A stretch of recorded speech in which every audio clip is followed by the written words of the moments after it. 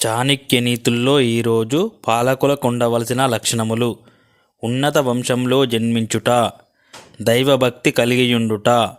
దైవభక్తి కలవానికి తాను చేసిన పనులన్నీ భగవంతుడు సాక్షిగా ఉంటాడనే భావంచే పాపపు పనులకు దూరంగా ఉంటాడు. మంచి బుద్ధి, బలము, తనను రక్షించుకునే శక్తితో పాటు ఇతరులను రక్షించే శక్తి. పెద్దలను కలవడం, పెద్దలు తమ జీవిత అనుభవాలను కాచి వడపోయడం వల్ల, పెద్దల సలహాలు స్వీకరించడం వల్ల మేలు జరుగుతుంది.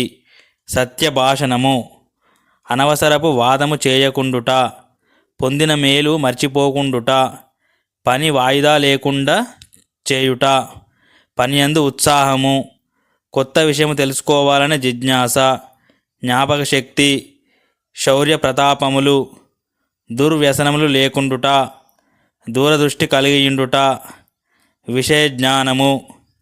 ఈ లక్షణాలు గల పాలకులు నేడు కరువవుతున్నారు. పాలకులు ఇంద్రియాలు జయించాలి.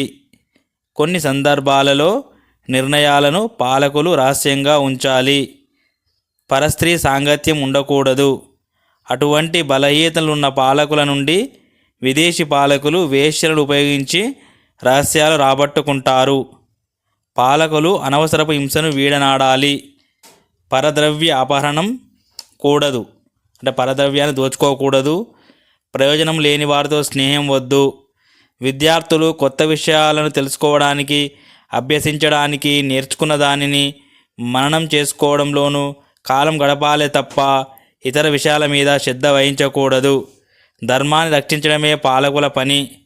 సుశిక్తులైన వారు బ్రాహ్మణ, క్షత్రియ, వైశ్య, శూద్రులు ఎవరినైనా సైన్యంలో చేర్చుకోవచ్చు. ఋత్వికులు, ఆచార్యులు, పురోహితులు, కర్మిష్ఠులైన బ్రాహ్మణులు పన్నులు చెల్లించిన అవసరం లేదు.